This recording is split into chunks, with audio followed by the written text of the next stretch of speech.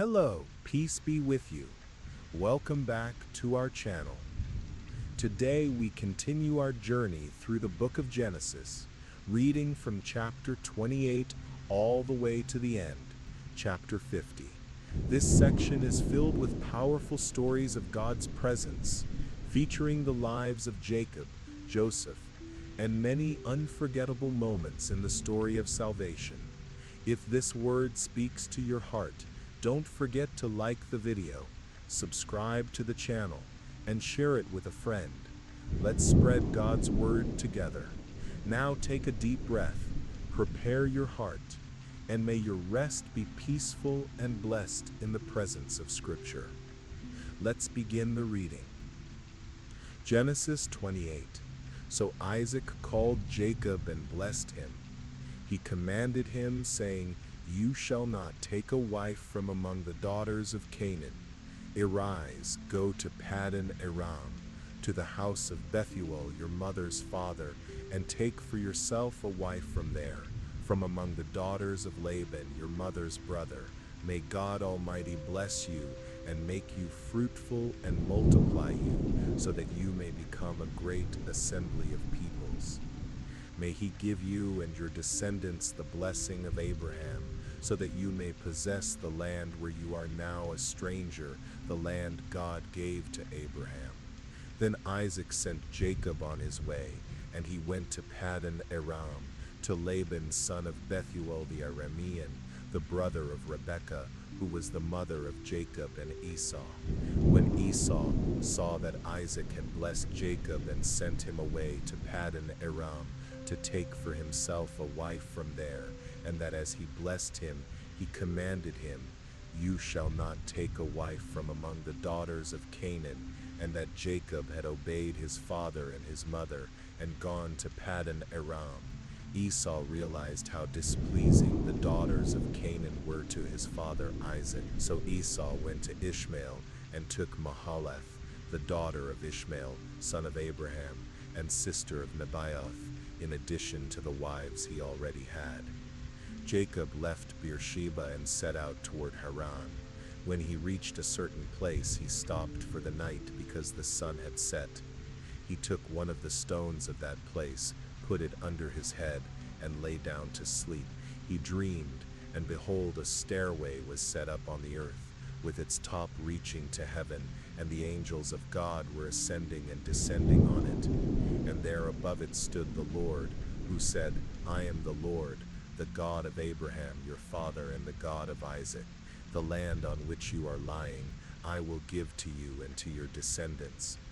Your descendants will be as the dust of the earth, and you will spread out to the west and to the east, to the north and to the south. All the families of the earth shall be blessed through you and your offspring. Behold, I am with you, and I will watch over you wherever you go, and will bring you back to this land. I will not leave you until I have done what I have promised you." When Jacob awoke from his sleep, he said, "Surely the Lord is in this place, and I did not know it." He was afraid and said, "How awesome is this place! This is none other than the house of God, and this is the gate of heaven." Early in the morning, Jacob took the stone he had placed under his head, set it up as a pillar, and poured oil on top of it. He called the name of that place Bethel, though the city was formerly called Luz. Then Jacob made a vow, saying, "If God will be with me, and will watch over me on this journey that I am taking, and will give me bread to eat and clothing to wear, so that I return safely to my father's house, then the Lord will be my God, and this stone which I have set up as a pillar shall be God's house, and of all that you give me I will surely give it." Genesis 29. Jacob continued on his journey and came to the land of the people of the east. He saw a well in the open field, with 3 flocks of sheep lying beside it, because the flocks were watered from that well. The stone over the mouth of the well was large. When all the flocks were gathered there, the shepherds would roll the stone away from the well's mouth and water the sheep, then put the stone back in its place. Jacob said to the shepherds, "My brothers, where are you from?" They replied, "We are from Haran." He said to them, "Do you know Laban the grandson of Nahor?" They said, "We know him." Jacob asked them, "Is he well?" They said, "He is well. Look, here comes his daughter Rachel with the sheep." Jacob said, "It is still high day. It is not time for the flocks to be gathered. Water the sheep, and then take them back to pasture." But they replied, "We cannot until all the flocks are gathered and the stone is rolled away from the well's mouth. Then we water the sheep." While he was still speaking with them, Rachel came with her father's sheep, for she was a shepherd. When Jacob saw Rachel, the daughter of his uncle Laban, and Laban's sheep, he went over and rolled the stone away from the mouth of the well and watered his uncle's sheep. Then Jacob kissed Rachel and wept aloud. He told Rachel that he was a relative of her father and that he was Rebekah's son. So she ran and told her father. As soon as Laban heard the news about Jacob, his sister's son, he ran to meet him, embraced him, and kissed him, and brought him into his house. Jacob told Laban all these things. Then Laban said to him, "Surely you are my own flesh and blood." Jacob stayed with him for a month. Then Laban said to Jacob, "Because you are my kinsman, should you work for me for nothing? Tell me what your wages should be." Now Laban had 2 daughters. The name of the older was Leah, and the name of the younger was Rachel. Leah had tender eyes, but Rachel was beautiful in form and appearance. Jacob loved Rachel and said, "I will serve you 7 years for your younger daughter Rachel." Laban said, "It is better that I give her to you than to another man. Stay with me." So Jacob served 7 years for Rachel, but they seemed only a few days to him because of his love for her. Then Jacob said to Laban, "Give me my wife, for my time is completed, that I may go into her." So Laban gathered all the people of the place and made a feast. But when evening came, he took his daughter Leah and brought her to Jacob, and Jacob went in to her. Laban gave his servant Zilpah to his daughter Leah as her maidservant. When morning came, there was Leah. So Jacob said to Laban, "What is this you have done to me? Did I not serve you for Rachel? Why have you deceived me?" Laban replied, "It is not our custom here to give the younger before the older.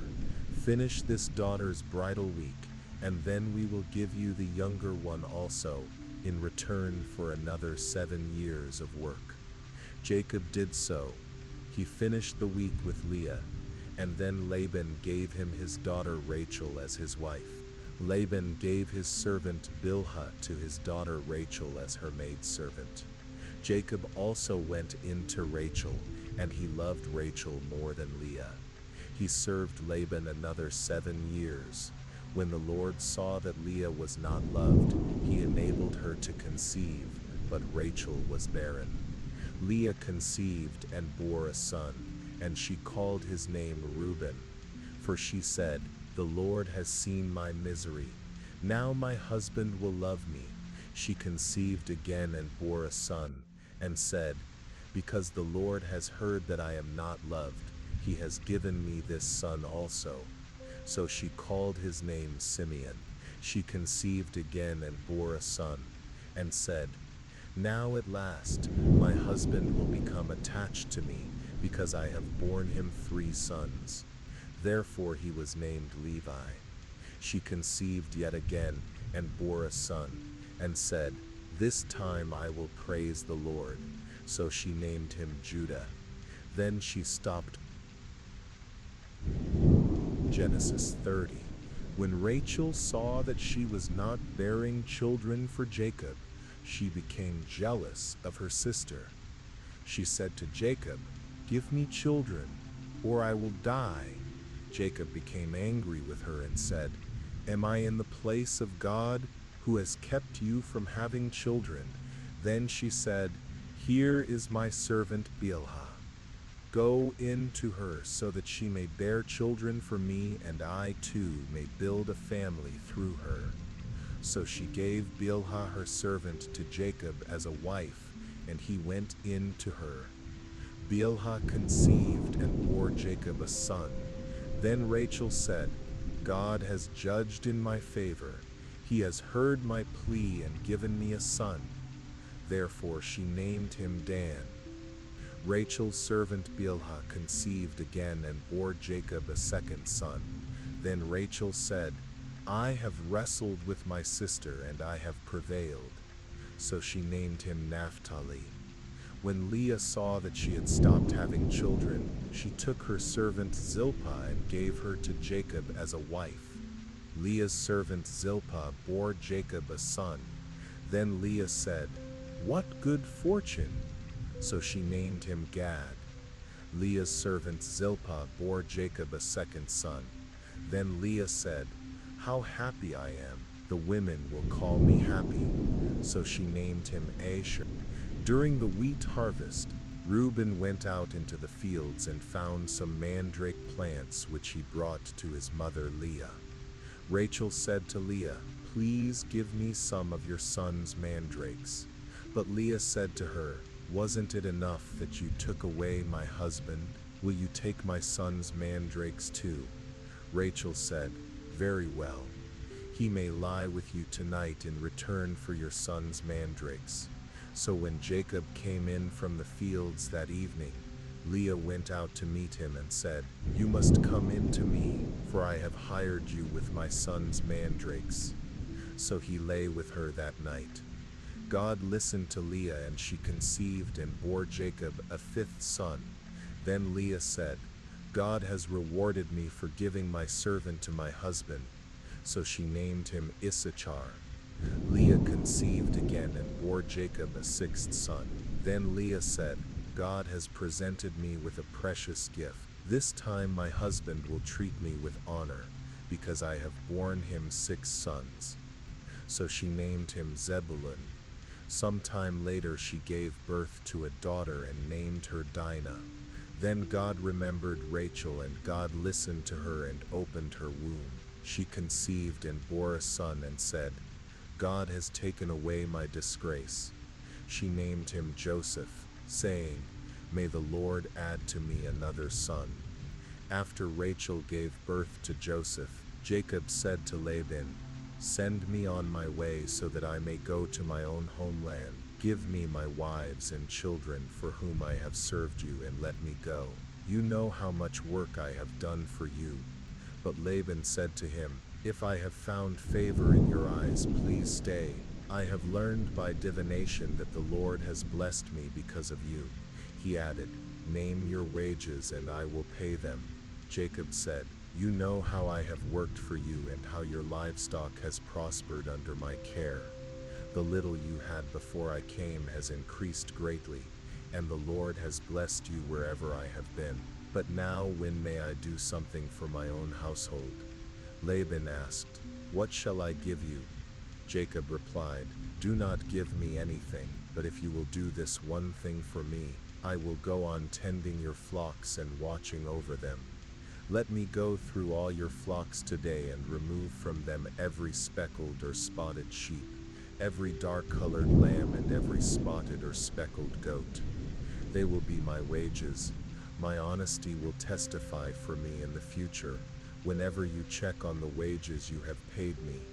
Any goat in my possession that is not speckled or spotted, or any lamb that is not dark-colored, will be considered stolen." Laban said, "Agreed, let it be as you have said." That same day Laban removed all the male goats that were streaked or spotted, and all the speckled or spotted female goats, every one that had white on them, and all the dark-colored lambs, and placed them in the care of his sons. He put a 3-day journey between himself and Jacob, while Jacob continued to tend the rest of Laban's flocks. Jacob, however, took fresh-cut branches from poplar, almond, and plane trees and peeled white stripes in them, exposing the white inner wood of the branches. He placed the peeled branches in all the watering troughs so that they were directly in front of the flocks when they came to drink. When the flocks were in heat and came to drink, they mated in front of the branches, and they bore young that were streaked, speckled, or spotted.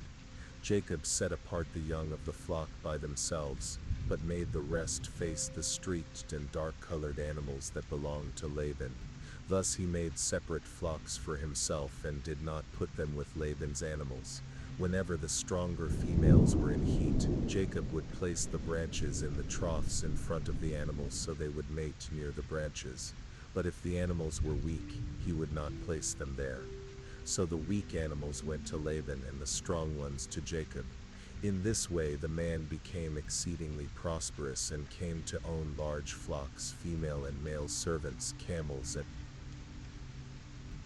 Genesis 31. Jacob heard that Laban's sons were saying, "Jacob has taken everything our father owned and has gained all this wealth from what belonged to our father." Jacob also noticed that Laban's attitude toward him was not as it had been. Then the Lord said to Jacob, "Return to the land of your fathers and to your relatives, and I will be with you."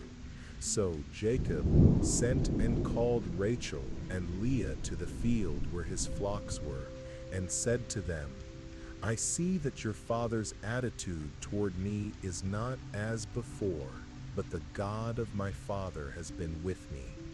You know that I have worked for your father with all my strength, but your father has deceived me and changed my wages 10 times. Yet God has not allowed him to harm me. If he said, 'The speckled ones will be your wages,' then all the flocks gave birth to speckled young. And if he said, 'The streaked ones will be your wages,' then all the flocks bore streaked young. So God has taken away your father's livestock and has given them to me. In the breeding season, I had a dream in which I saw that the male goats mating with the flock were streaked, speckled, or spotted. The angel of God said to me in the dream, 'Jacob,' I replied, 'Here I am.' And he said, 'Look up and see that all the male goats mating with the flock are streaked, speckled, or spotted, for I have seen all that Laban has done to you. I am the God of Bethel, where you anointed a pillar and made a vow to me. Now arise, leave this land at once, and return to your native land.' Then Rachel and Leah answered, 'Do we still have any share or inheritance in our father's house? Does he not regard us as foreigners? He has sold us and has used up what was paid for us. Surely all the wealth that God took away from our father belongs to us and our children. So do whatever God has told you.' So Jacob set his children and wives on camels, and he drove all his livestock ahead of him, all his possessions he had acquired in Paddan Aram, to go to his father Isaac in the land of Canaan. While Laban was away shearing his sheep, Rachel stole her father's household gods. And Jacob deceived Laban the Aramean by not telling him that he was fleeing. So he fled with all he had, crossed the Euphrates River, and set his face toward the hill country of Gilead. On the 3rd day, Laban was told that Jacob had fled. Taking his relatives with him, he pursued Jacob for 7 days and overtook him in the hill country of Gilead. But God came to Laban the Aramean in a dream at night and said to him, 'Be careful not to say anything to Jacob, either good or bad.' Jacob had pitched his tent in the hill country of Gilead when Laban overtook him, and Laban and his relatives camped there too. Laban said to Jacob, 'What have you done? You have deceived me and carried off my daughters like captives taken by the sword. Why did you run away secretly and deceive me? Why did you not tell me so I could send you away with joy and music, with tambourine and harp? You did not even let me kiss my grandchildren and my daughters goodbye. You have done a foolish thing. I have the power to harm you, but last night the God of your father said to me, be careful not to say anything to Jacob, either good or bad. Now you have gone because you longed for your father's house. But why did you steal my gods? Jacob answered, I was afraid, for I thought you would take your daughters away from me by force. But if you find anyone who has your gods, that person shall not live. Search in the presence of our relatives for anything that belongs to you, and take it. Jacob did not know that Rachel had stolen the gods. So Laban went into Jacob's tent, and into Leah's tent, and into the tents of the 2 female servants, but found nothing. He came out of Leah's tent, and entered Rachel's tent. Now Rachel had taken the household gods, put them in the camel's saddle, and was sitting on them. Laban searched everything in the tent but did not find them. Rachel said to her father, do not be angry, my lord, that I cannot rise before you, for the way of women is upon me. So he searched but did not find the household gods. Jacob was angry and took Laban to task. What is my crime? He asked Laban. What sin have I committed that you hunt me down? Now that you have searched all my goods, what have you found that belongs to your household? Set it here in front of our relatives and let them judge between us. I have been with you for 20 years. Your sheep and goats have not miscarried, nor have I eaten rams from your flocks. I did not bring you animals torn by wild beasts. I bore the loss myself, and you demanded payment from me for whatever was stolen by day or night. This was my situation. By day the heat consumed me, and the cold at night, and sleep fled from my eyes. It was like this for 20 years in your household. I served you 14 years for your 2 daughters and 6 years for your flocks, and you changed my wages 10 times. If the God of my father, the God of Abraham, and the fear of Isaac had not been with me, surely you would have sent me away empty-handed. But God has seen my hardship and the toil of my hands, and last night he rebuked you. Laban answered Jacob, the women are my daughters, the children are my children, the flocks are my flocks. All that you see is mine. But what can I do today about these daughters of mine, or about the children they have borne? Come now, let us make a covenant, you and I, and let it serve as a witness between us. So Jacob took a stone and set it up as a pillar. He said to his relatives, gather some stones. So they took stones and made a heap, and they ate there by the heap. Laban called it Jagar Sahadutha, and Jacob called it Galeed. Laban said, this heap is a witness between you and me today. That is why it was called Galeed. It was also called Mizpah, because he said, may the Lord keep watch between you and me when we are apart from each other. If you mistreat my daughters, or if you take other wives besides my daughters, although no one is with us, remember that God is a witness between you and me. Laban also said to Jacob, here is this heap, and here is this pillar I have set up between you and me. This heap is a witness, and this pillar is a witness, that I will not go past this heap to your side to harm you, and you will not go past this heap and pillar to my side to harm me. May the God of Abraham and the God of Nahor, the God of their father, judge between us. So Jacob took an oath in the name of the fear of his father Isaac. He offered a sacrifice there in the hill country, and invited his relatives to a meal. After they had eaten, they spent the night there. Early the next morning, Laban kissed his grandchildren and his daughters and blessed them. Then Laban departed and returned. Genesis 32.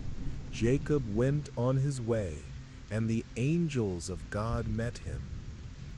When Jacob saw them, he said, "This is God's camp." So he called that place Mahanaim. Jacob sent messengers ahead of him to his brother Esau in the land of Seir, the country of Edom. He instructed them, "This is what you are to say to my lord Esau. Your servant Jacob says, I have been staying with Laban and have remained there until now. I have cattle, donkeys, flocks, male and female servants. Now I am sending this message to my lord, that I may find favor in your sight." When the messengers returned to Jacob, they said, "We went to your brother Esau, and now he is coming to meet you, and 400 men are with him." In great fear and distress, Jacob divided the people who were with him into 2 groups, and the flocks and herds and camels as well. He thought, if Esau comes and attacks one group, then the other group may escape. Then Jacob prayed, "O God of my father Abraham, God of my father Isaac, Lord, you who said to me, 'Return to your country and to your relatives, and I will make you prosper,' I am not worthy of all the kindness and faithfulness you have shown your servant. For with only my staff I crossed this Jordan, and now I have become 2 camps. Deliver me, I pray, from the hand of my brother Esau, for I am afraid he will come and attack me, and also the mothers with their children. But you have said, 'I will surely make you prosper, and make your descendants as numerous as the sand of the sea, which cannot be counted.'" He spent the night there, and from what he had with him, he selected a gift for his brother Esau, 200 female goats and 20 male goats, 200 ewes and 20 rams, 30 female camels, with their young, 40 cows and 10 bulls, and 20 female donkeys and 10 male donkeys. He put them in the care of his servants, each herd by itself, and said to his servants, "Go ahead of me and keep some space between the herds." He instructed the one in the lead, "When my brother Esau meets you and asks, 'To whom do you belong, and where are you going, and whose are these ahead of you?' then you shall say, 'They belong to your servant Jacob. They are a gift sent to my lord Esau, and he is coming behind us." He also instructed the second, the third, and all the others who followed the herds, "You are to say the same thing to Esau when you meet him. And be sure to say, 'Your servant Jacob is coming behind us,' for he thought, 'I will pacify him with these gifts I am sending on ahead. Afterward, when I see him, perhaps he will receive me.' So Jacob's gifts went on ahead of him, but he himself spent the night in the camp. That night Jacob got up, took his 2 wives, his 2 female servants, and his 11 sons, and crossed the ford of the Jabbok. After he had sent them across the stream, he sent over all his possessions. So Jacob was left alone, and a man wrestled with him until daybreak. When the man saw that he could not overpower him, he touched the socket of Jacob's hip, so that his hip was wrenched as he wrestled with the man. Then the man said, "Let me go, for it is daybreak." But Jacob replied, "I will not let you go unless you bless me." The man asked him, "What is your name?" "Jacob," he answered. Then the man said, "Your name will no longer be Jacob, but Israel, for you have struggled with God and with men, and have prevailed." Jacob said, "Please tell me your name." But he replied, "Why do you ask my name?" Then he blessed him there. So Jacob called the name of that place Peniel, saying, "For I have seen God face to face, and yet my life is preserved." The sun rose upon him as he passed Peniel, and he was limping because of his hip. Therefore to this day the Israelites do not eat the tendon that is attached to the socket of the hip, because the socket of Jacob's hip was touched near. Genesis 33. Jacob looked up and saw Esau coming with 400 men. So he divided the children among Leah, Rachel, and the 2 maidservants. He put the maidservants and their children in front, Leah and her children next, and Rachel and Joseph. He himself went ahead of them and bowed to the ground 7 times as he approached his brother. But Esau ran to meet Jacob, embraced him, threw his arms around his neck and kissed him, and they wept. Esau looked up and saw the women and children and asked, "Who are these with you?" Jacob answered, "They are the children whom God has graciously given your servant." Then the maidservants and their children came near and bowed down. Next Leah and her children came and bowed down. Last of all Joseph and Rachel came and they bowed down. Esau asked, "What do you mean by all these herds I met?" Jacob replied, "To find favor in the eyes of my Lord." But Esau said, "I have enough, my brother. Keep what you have for yourself." But Jacob insisted, "No, please, if I have found favor in your eyes, accept this gift from me. For to see your face is like seeing the face of God, now that you have received me favorably. Please accept the gift that I have brought you, for God has been gracious to me and I have all I need." And because Jacob insisted, Esau accepted it. Then Esau said, "Let us be on our way. I will go ahead of you." But Jacob said to him, "My Lord knows that the children are weak, and that I must care for the ewes and cows that are nursing their young. If they are driven hard even one day, all the animals will die. Please let my Lord go on ahead of his servant, while I move along slowly at the pace of the livestock and the children, until I come to my Lord in Seir." Esau said, "Then let me leave some of my men with you." But Jacob replied, "Why do that? Just let me find favor in the eyes of my Lord." So that day Esau started on his way back to Seir. But Jacob traveled to Succoth, where he built a house for himself and made shelters for his livestock. That is why the place is called Succoth. After Jacob came from Paddan Aram, he arrived safely at the city of Shechem in the land of Canaan and camped within sight of the city. For 100 pieces of silver, he bought the plot of land where he pitched his tent from the sons of Hamor, the father of Shechem. There he set up an altar and called it Elohe Israel. Genesis 34. Now Dinah, the daughter Leah had borne to Jacob, went out to visit the women of the land. When Shechem, the son of Hamor the Hivite, ruler of that region, saw her, he took her and lay with her and defiled her. His heart was drawn to Dinah, daughter of Jacob, and he loved the young woman and spoke kindly to her. Shechem spoke to his father Hamor, saying, "Get me this girl for my wife."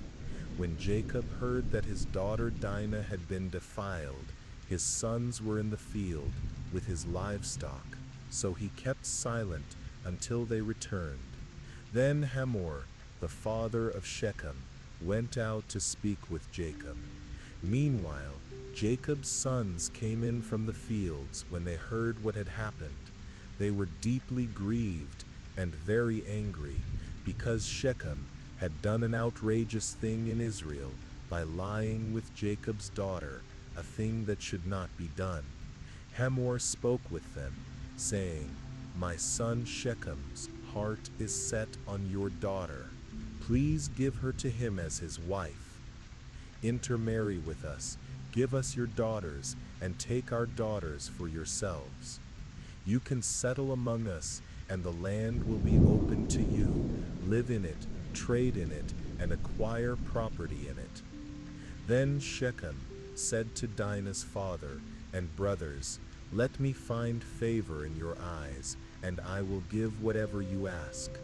Set the bride price and the gift as high as you like, and I will pay whatever you ask. Only give me the young woman as my wife." Because their sister Dinah had been defiled, Jacob's sons replied deceitfully to Shechem and his father Hamor. They said, "We cannot do such a thing. We cannot give our sister to a man who is not circumcised, for that would be a disgrace to us. We will give our consent on one condition only, that you become like us by circumcising all your males. Then we will give you our daughters and take your daughters for ourselves. We will settle among you and become one people with you. But if you will not agree to be circumcised, we will take our sister and go." Their proposal pleased Hamor and Shechem. The young man did not delay in doing what was asked, for he delighted in Jacob's daughter. He was the most honored of all his father's household. So Hamor and his son Shechem went to the gate of their city to speak to the men of their city. They said, "These men are friendly toward us. Let them live in our land and trade in it. The land has plenty of room for them. We can marry their daughters, and they can marry ours. But the men will consent to live with us as one people only if every male among us is circumcised, as they are. Will not their livestock, their property, and all their animals become ours? Let us agree to their terms, so they will settle among us." All the men who went out of the city gate agreed with Hamor and his son Shechem, and every male in the city was circumcised. 3 days later, while all of them were still in pain, 2 of Jacob's sons, Simeon and Levi, Dinah's brothers, took their swords, attacked the unsuspecting city, and killed every male. They put Hamor and his son Shechem to the sword, took Dinah from Shechem's house, and left. The sons of Jacob came upon the slain, and plundered the city where their sister had been defiled. They seized their flocks and herds and donkeys and everything else in the city and in the fields. They carried off all their wealth, all their women and children, taking as plunder everything in the houses. Then Jacob said to Simeon and Levi, "You have brought trouble on me by making me obnoxious to the Canaanites and Perizzites, the people living in this land. We are few in number, and if they join forces and attack me, I and my household will be destroyed." But they replied, "Should he have treated our sister like a prostitute?" Genesis 35. Then God said to Jacob, "Go up to Bethel and settle there, and build an altar to God, who appeared to you when you fled from your brother Esau." So Jacob said to his household and to all who were with him, "Put away the foreign gods that are among you, purify yourselves, and change your clothes. Then let us go up to Bethel, and there I will build an altar to God, who answered me in the day of my distress, and has been with me wherever I have gone." So they gave Jacob all the foreign gods they had, and the rings in their ears, and Jacob buried them under the oak near Shechem. Then they set out, and a terror of God fell upon the cities all around them, so that no one pursued them. Jacob and all the people with him came to Luz, that is Bethel, in the land of Canaan.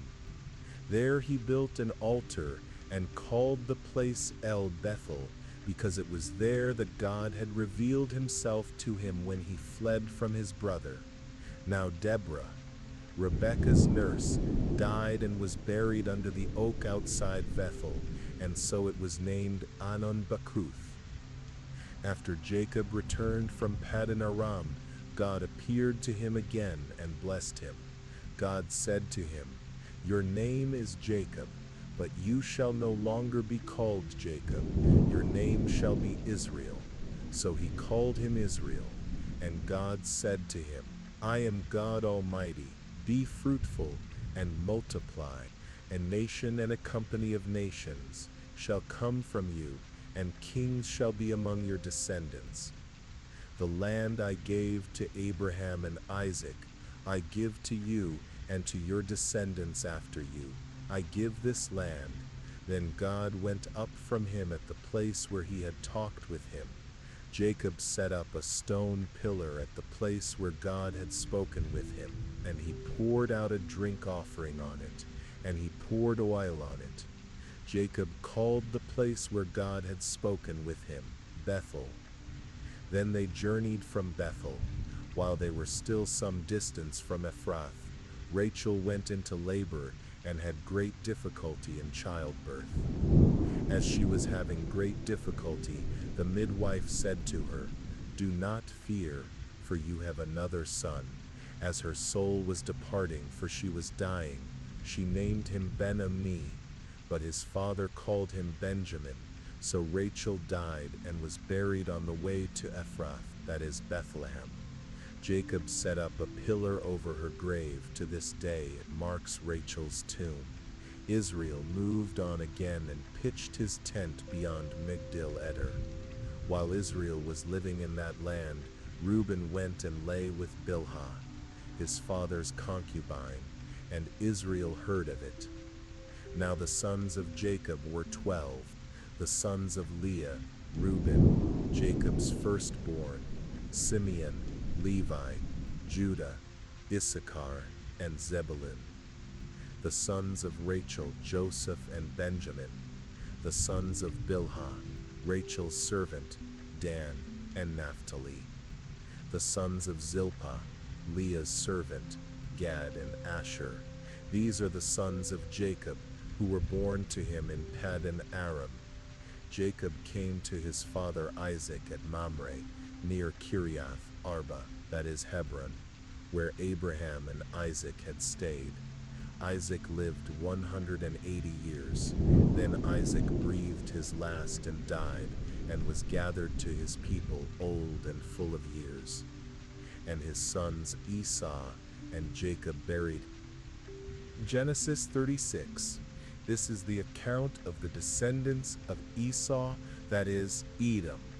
Esau took his wives from the women of Canaan: Adah, daughter of Elon the Hittite; Oholibamah, daughter of Anah and granddaughter of Zibeon the Hivite; and Basmath, daughter of Ishmael and sister of Nebaioth. Edah bore Eliphaz to Esau; Basmath bore Reuel; and Oholibamah bore Jush, Jaalam, and Korah. These were the sons of Esau, who were born to him in the land of Canaan. Esau took his wives, his sons and daughters, and all the members of his household, along with his livestock, and all his other animals and all the possessions he had acquired in Canaan, and moved to a land away from his brother Jacob. For their possessions were too great for them to live together. The land where they were staying could not support them both because of their livestock. So Esau, that is Edom, settled in the hill country of Seir. This is the account of Esau, the father of the Edomites in the hill country of Seir. These are the names of Esau's sons: Eliphaz, the son of Esau's wife Adah, and Reuel, the son of Esau's wife Basmath. The sons of Eliphaz were Teman, Omar, Zipho, Gatam, and Kenaz. Eliphaz also had a concubine named Timnah, who bore him Amalek. These were grandsons of Esau's wife Adah. The sons of Reuel were Nahath, Zerah, Shammah, and Mizah. These were grandsons of Esau's wife Basmath. The sons of Esau's wife Oholibamah, daughter of Anah and granddaughter of Zibeon, were Jush, Jalam, and Korah. These were the chiefs among Esau's descendants. The sons of Eliphaz, the firstborn of Esau, chiefs Taman, Omar, Zipho, Kenaz, Korah, Gatam, and Amalek. These were the chiefs descended from Eliphaz in Edom. They were grandsons of Ada. The sons of Esau's son Reuel, chiefs Nahath, Zerah, Shammai, and Mizah. These were the chiefs descended from Reuel in Edom. They were grandsons of Esau's wife Basmath. The sons of Esau's wife Oholibamah, chiefs Jush, Jalam, and Korah. These were the chiefs descended from Oholibamah, Esau's wife and daughter of Anah.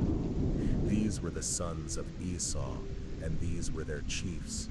These are the sons of Seir the Horite, who lived in the land: Lotan, Shobal, Zebin, Anah, Dison, Ezer, and Dison. These were the chiefs of the Horites, the descendants of Seir in the land of Edom. The sons of Lotan were Hori and Homam. Lotan's sister was Timnah. The sons of Shobal were Alvan, Manahath, Ebal, Shepho, and Onam. The sons of Zebin were Aya and Anah. This is the Anah who discovered the hot springs in the desert while he was grazing the donkeys of his father Zebeon. The children of Anah were Dison and Oholibamah, daughter of Anah.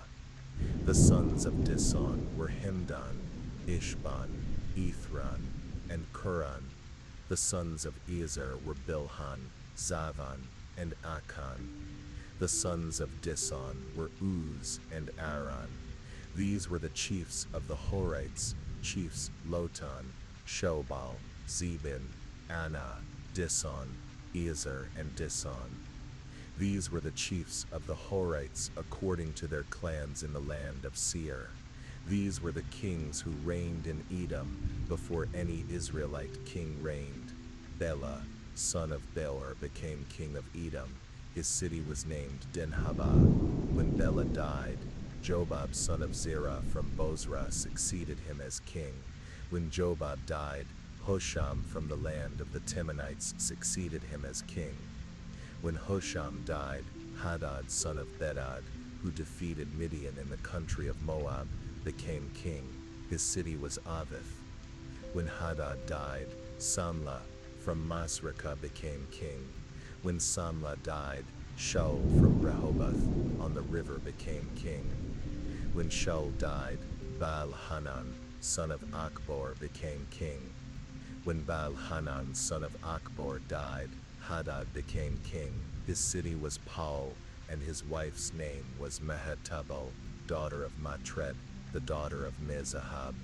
These are the names of the chiefs descended from Esau, according to their families and regions: Timnah, Alva, Jetheth, Oholibamah, Elah, Pinon, Kenaz, Timon, Mibzar, Magdiel, and Iram. These were the chiefs of Edom, according to their settlements in the land they possessed. This is Esau, the father of the Edomites. Genesis 37. Jacob lived in the land of Canaan, where his father had stayed. This is the account of Jacob's family line. Joseph, a young man of 17, was tending the flocks with his brothers, the sons of Bilhah and the sons of Zilpah, his father's wives, and he brought their father a bad report about them. Now Israel loved Joseph more than any of his other sons, because Joseph had been born to him in his old age. He made Joseph an ornate robe. When his brothers saw that their father loved him more than all of them, they hated him and could not speak a kind word to him. Joseph had a dream, and when he told it to his brothers, they hated him even more. He said, "Listen to this dream I had. We were binding sheaves of grain in the field when suddenly my sheaf rose and stood upright, while your sheaves gathered around mine and bowed down to it." His brothers said to him, "Do "Do you intend to reign over us? Will you actually rule us?" And they hated him all the more because of his dreams and what he said. Then he had another dream, and he told it to his brothers. "Listen," he said, "I had another dream, and this time the sun and moon and 11 stars were bowing down to me." When he told his father as well as his brothers, his father rebuked him and said, "What is this dream you had? Will your mother and I and your brothers actually come and bow down to the ground before you?" His brothers were jealous of him, but his father kept the matter in mind. Now Joseph's brothers had gone to graze their father's flocks near Shechem, and Israel said to Joseph, "As you know, your brothers are grazing the flocks near Shechem. Come, I am going to send you to them." "Very well," Joseph replied. So he said to him, "Go and see if all is well with your brothers and with the flocks, and bring word back to me." Then he sent him from the valley of Hebron, and he came to Shechem. A man found him wandering in the fields and asked, "What are you looking for?" Joseph replied, "I'm looking for my brothers. Can you tell me where they are grazing their flocks?" The man said, "They have moved on from here. I heard them say, 'Let's go to Dothan.'" So Joseph went after his brothers and found them near Dothan. But they saw him in the distance, and before he reached them, they plotted to kill him. "Here comes that dreamer," they said to each other. "Come now, let's kill him and throw him into one of these cisterns, and say that a wild animal has devoured him. Then we'll see what becomes of his dreams."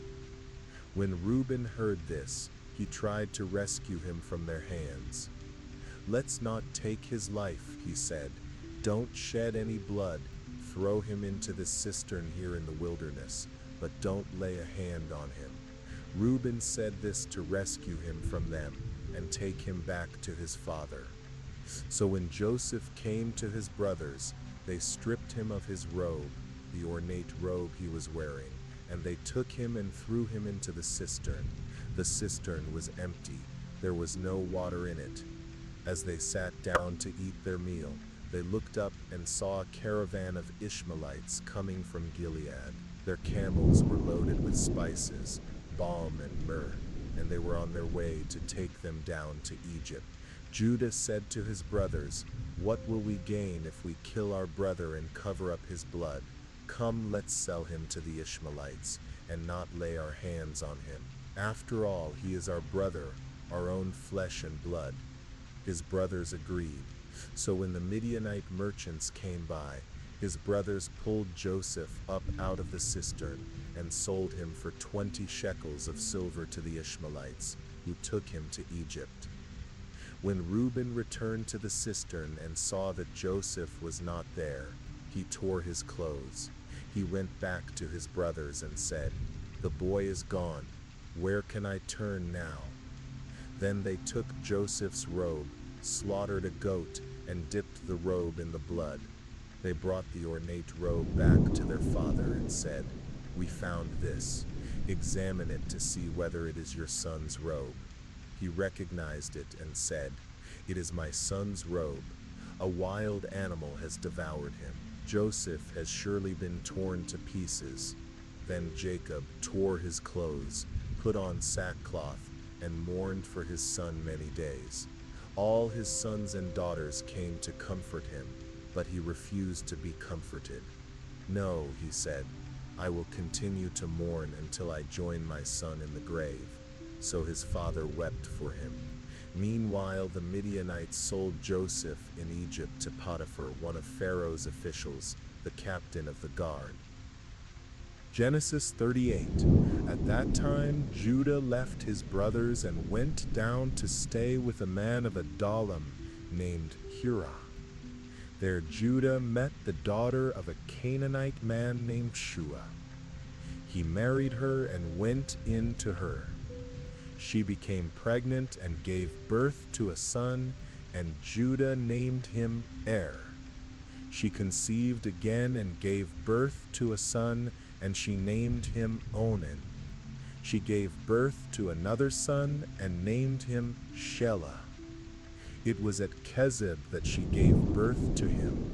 Judah got a wife for his firstborn, and her name was Tamar. But Judah's firstborn, was wicked in the Lord's sight, so the Lord put him to death. Then Judah said to Onan, "Go in to your brother's wife and fulfill your duty to her as a brother-in-law to raise up offspring for your brother." But Onan knew that the child would not be his, so whenever he went in to his brother's wife, he spilled his seed on the ground to avoid providing offspring for his brother. What he did was wicked in the Lord's sight, so the Lord put him to death also. Then Judah said to his daughter-in-law Tamar, "Live as a widow in your father's house until my son Shelah grows up." For he thought he may die too, just like his brothers. So Tamar went and lived in her father's house.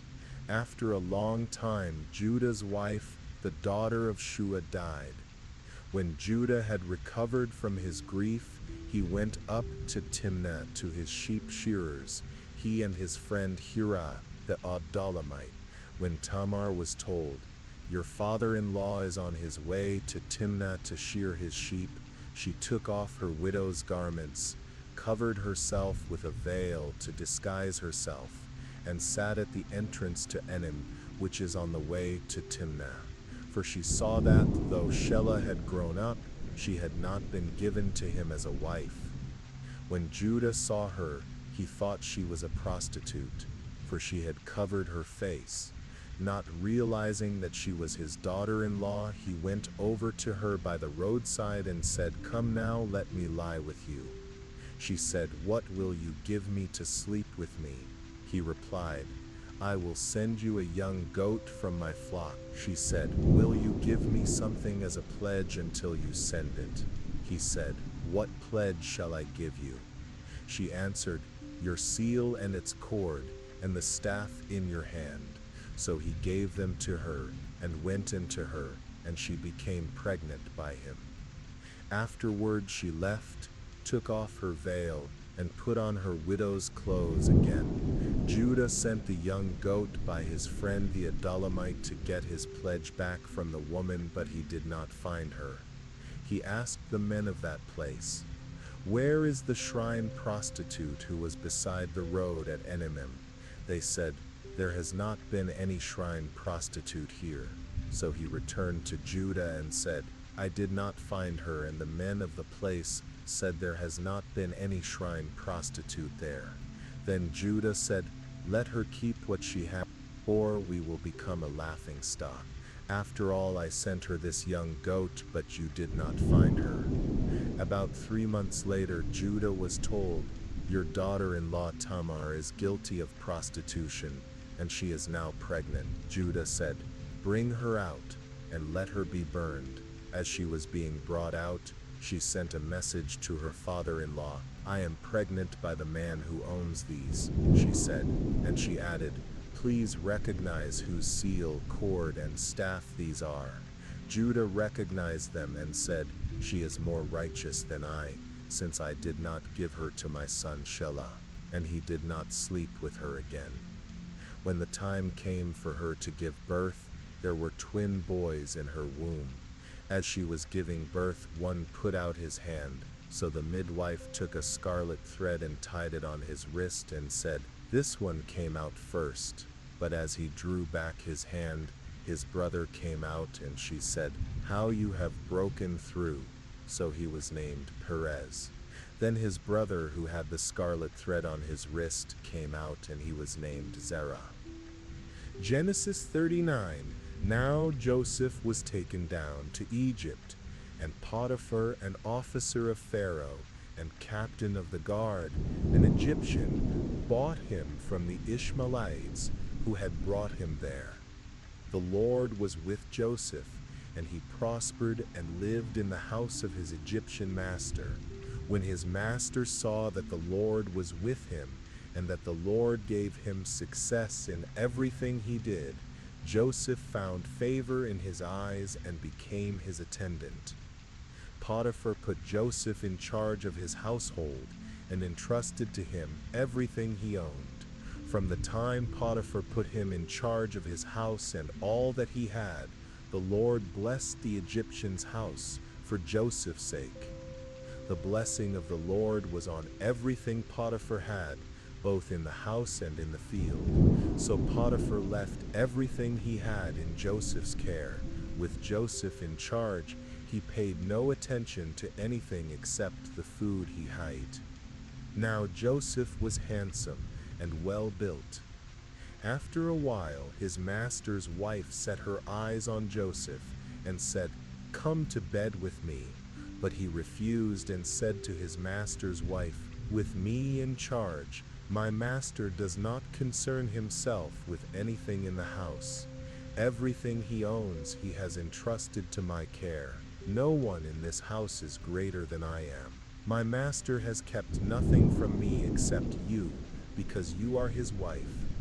How then could I do such a wicked thing and sin against God?" Although she spoke to Joseph day after day, he refused to go to bed with her or even be with her. One day he went into the house to attend to his duties, and none of the household servants was inside. She caught him by his garment and said, "Come to bed with me." But he left his garment in her hand and ran out of the house.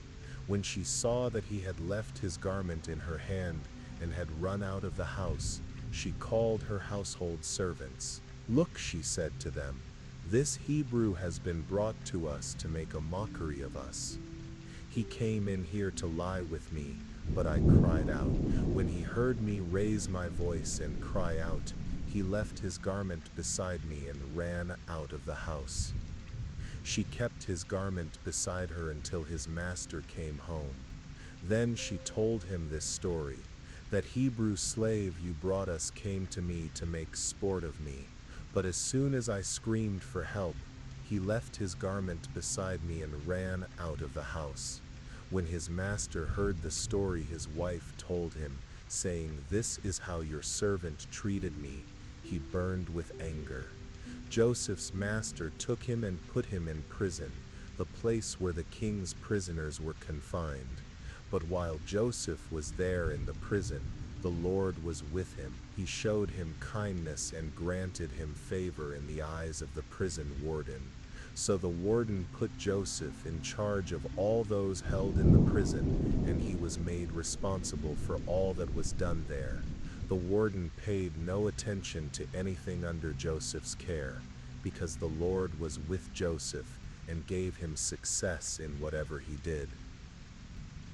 Genesis 40. Sometime later, the cupbearer and the baker of the king of Egypt offended their master, the king of Egypt. Pharaoh was angry with his two officials, the chief cupbearer and the chief baker, and put them in custody in the house of the captain of the guard, in the same prison where Joseph was confined. The captain of the guard assigned them to Joseph, and he attended them. After they had been in custody for some time, both of them, the cupbearer and the baker of the king of Egypt, had a dream on the same night, and each dream had its own meaning. When Joseph came to them in the morning, he saw that they were troubled. He asked Pharaoh's officials, who were in custody with him in his master's house, "Why do you look so sad today?" They answered, "We both had dreams, but there is no one to interpret them." Joseph said to them, "Do not interpretations belong to God? Tell me your dreams." So the chief cupbearer told Joseph his dream. He said, "In my dream I saw a vine in front of me, and on the vine were 3 branches. As soon as it budded, it blossomed, and its clusters ripened into grape.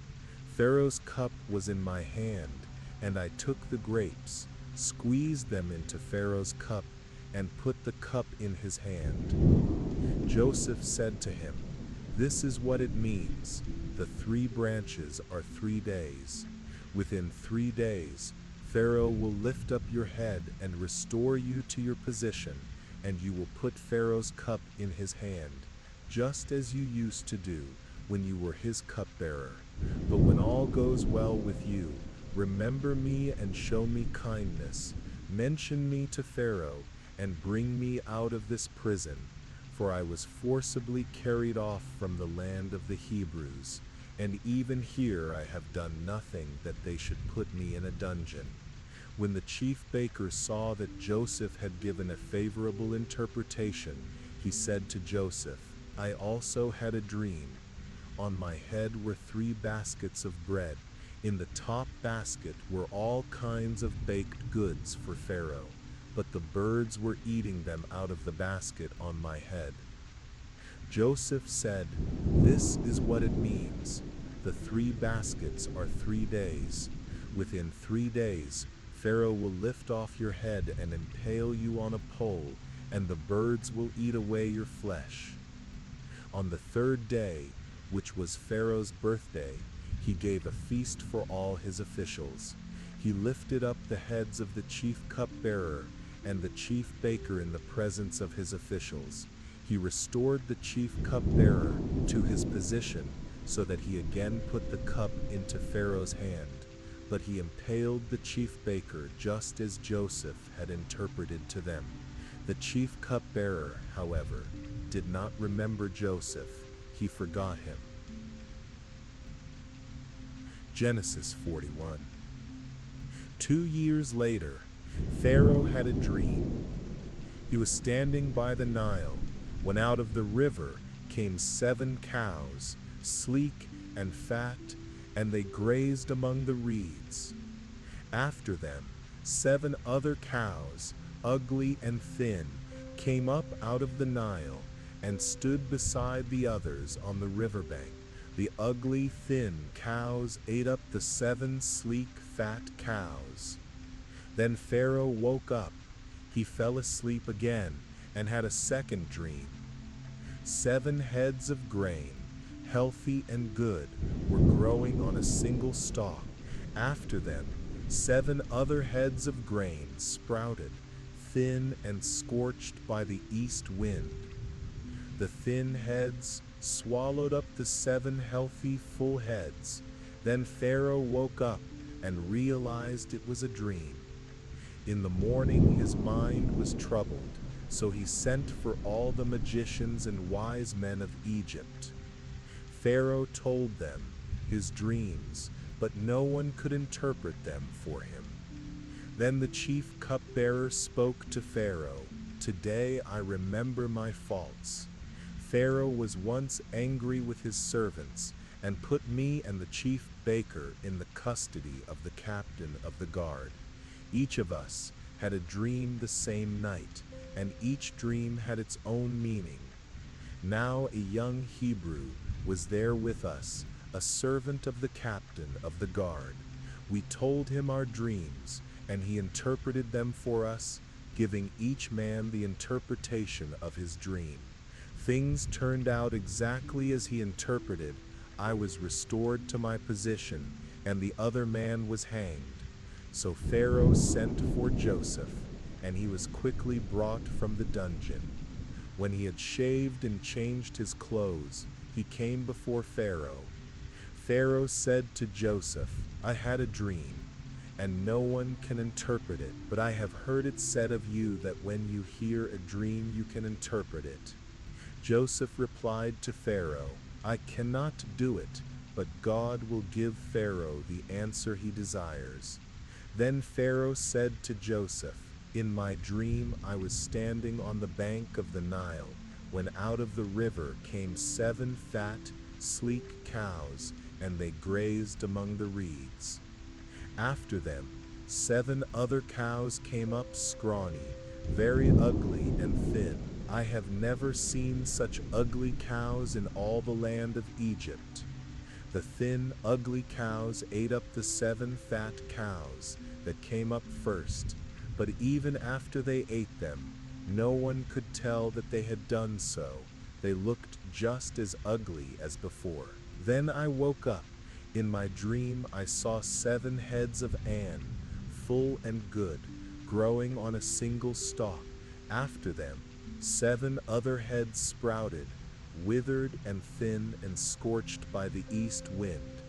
The thin heads swallowed up the 7 good heads. I told this to the magicians, but none could explain it to me. Then Joseph said to Pharaoh, "The dreams of Pharaoh are one and the same. God has revealed to Pharaoh what he is about to do. The 7 good cows are 7 years, and the 7 good heads of grain are 7 years. It is one and the same dream. The 7 thin and ugly cows that came up after them are 7 years, and so are the 7 worthless heads of grain scorched by the east wind. They are 7 years of famine. It is just as I said to Pharaoh. God has shown Pharaoh what he is about to do. 7 years of great abundance are coming throughout the land of Egypt, but 7 years of famine will follow them. Then all the abundance in Egypt will be forgotten, and the famine will ravage the land. The abundance will not be remembered, because the famine that follows it will be so severe. The reason the dream was given to Pharaoh in 2 forms is that the matter is firmly decided by God, and God will do it soon. Now let Pharaoh look for a discerning and wise man, and put him in charge of the land of Egypt. Let Pharaoh appoint commissioners over the land to take 1/5 of the harvest during the 7 years of abundance. They should collect all the food of these good years that are coming and store up the grain under the authority of Pharaoh, to be kept in the cities for food. This food should be held in reserve for the country, to be used during the 7 years of famine that will come upon Egypt, so that the country will not be ruined by the famine. The plan seemed good to Pharaoh and to all his officials. So Pharaoh asked them, "Can we find anyone like this man, one in whom is the Spirit of God?" Then Pharaoh said to Joseph, "Since God has made all this known to you, there is no one so discerning and wise as you. You shall be in charge of my palace, and all my people will submit to your orders. Only with respect to the throne will I be greater than you." So Pharaoh said to Joseph, "I hereby put you in charge of the whole land of Egypt." Then Pharaoh took his signet ring from his finger and put it on Joseph's finger. He dressed him in robes of fine linen and put a gold chain around his neck. He had him ride in a chariot as his second in command, and people shouted before him, "Bow the knee." Thus he put Joseph in charge of the whole land of Egypt. Pharaoh said to Joseph, "I am Pharaoh, but without your word no one will lift hand or foot in all Egypt." Pharaoh gave Joseph the name Zaphenath-Paneah, and gave him Asenath, the daughter of Potiphera, priest of On, to be his wife. And Joseph traveled throughout the land of Egypt. Joseph was 30 years old when he entered the service of Pharaoh, king of Egypt. Joseph went out from Pharaoh's presence and traveled throughout Egypt. During the 7 years of abundance, the land produced plentifully. Joseph collected all the food produced in those 7 years of abundance in Egypt and stored it in the cities. In each city he put the food grown in the fields surrounding it. Joseph stored up huge quantities of grain, like the sand of the sea. It was so much that he stopped keeping records because it was beyond measure. Before the years of famine came, 2 sons were born to Joseph by Asenath, daughter of Potiphera, priest of On. Joseph named his firstborn Manasseh and said, "It is because God has made me forget all my trouble and all my father's household." The second son he named Ephraim, and said, "It is because God has made me fruitful in the land of my suffering." The 7 years of abundance in Egypt came to an end, and the 7 years of famine began, just as Joseph had said. There was famine in all the other lands, but in all Egypt there was food. When all Egypt began to feel the famine, the people cried to Pharaoh for food. Then Pharaoh told all the Egyptians, "Go to Joseph and do what he tells you." When the famine had spread over the whole country, Joseph opened all the storehouses and sold grain to the Egyptians, for the famine was severe throughout Egypt. And all the world came to Egypt to buy grain from Joseph, because the famine was severe everywhere. Genesis 42. When Jacob learned that there was grain in Egypt, he said to his sons, "Why do you just look at each other?" He continued, "I have heard that there is grain in Egypt. Go down there and buy some for us, so that we may live and not die." So 10 of Joseph's brothers went down to buy grain in Egypt. But Jacob did not send Benjamin, Joseph's brother, with the others because he was afraid harm might come to him. So Israel's sons were among those who went to buy grain, for there was famine in the land of Canaan as well. Now Joseph was governor over the land, and he was the one who sold grain to all its people. So when Joseph's brothers arrived, they bowed down to him with their faces to the ground. Joseph recognized his brothers as soon as he saw them, but he acted like a stranger and spoke harshly to them. "Where do you come from?" he asked. "From the land of Canaan," they replied, "to buy food." Though Joseph recognized his brothers, they did not recognize him. Then he remembered his dreams about them and said to them, "You are spies. You have come to see where our land is unprotected." "No, my lord," they answered. "Your servants have come to buy food. We are all sons of one man. Your servants are honest men, not spies." But he replied, "No, you have come to see where our land is unprotected." But they said, "Your servants were 12 brothers, the sons of one man in the land of Canaan. The youngest is now with our father, and one is no more." Joseph said to them, "It is just as I said to you, you are spies. This is how you will be tested. As surely as Pharaoh lives, you will not leave this place unless your youngest brother comes here. Send one of your number to get your brother. The rest of you will be kept in prison, so that your words may be tested to see if you are telling the truth. If you are not, then as surely as Pharaoh lives, you are spies." And he put them all in custody for 3 days. On the 3rd day, Joseph said to them, "Do this and you will live, for I fear God. If you are honest men, let one of your brothers stay here in prison, while the rest of you go and take grain back for your starving households. But you must bring your youngest brother to me, so that your words may be verified and you may not die." This they agreed to do. They said to one another, "Surely we are being punished because of our brother. We saw how distressed he was when he pleaded with us for his life, but we would not listen. That's why this trouble has come upon us." Reuben replied, "Didn't I tell you not to sin against the boy? But you would not listen. Now we must give an account for his blood." They did not realize that Joseph could understand them, since he was using an interpreter. He turned away from them and wept, but then returned and spoke to them again. He had Simeon taken from them and bound before their eyes.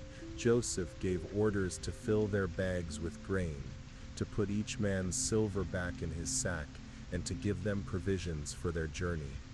After this was done for them, they loaded their grain on their donkeys and left. At the place where they stopped for the night, one of them opened his sack to get feed for his donkey, and he saw his silver in the mouth of his sack. "My silver has been returned," he said to his brothers. "Here it is in my sack." Their hearts sank, and they turned to each other trembling and said, "What is this that God has done to us?" When they came to their father Jacob in the land of Canaan, they told him all that had happened to them. They said, "The man who is lord over the land spoke harshly to us, and treated us as though we were spying on the land. But we said to him, We are honest men, we are not spies. We were 12 brothers, sons of one father. One is no more, and the youngest is now with our father in Canaan. Then the man who is Lord over the land said to us, "This is how I will know whether you are honest men.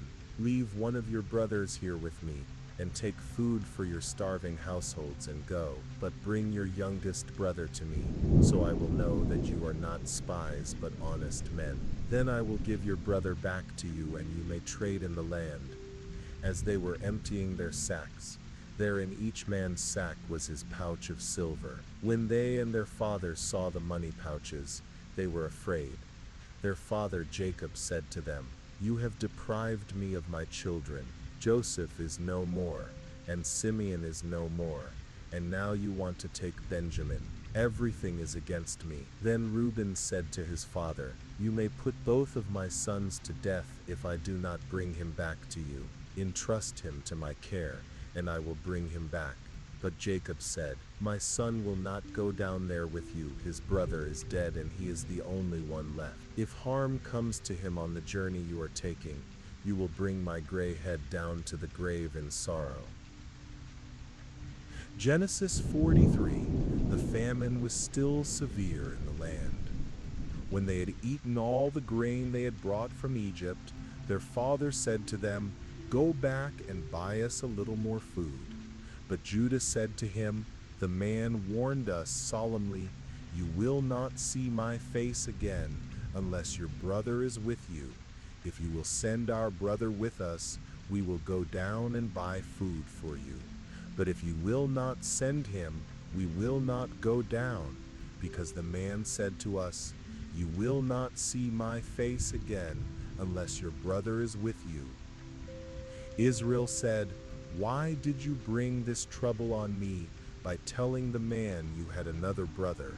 They replied, "The man questioned us closely about ourselves and our family.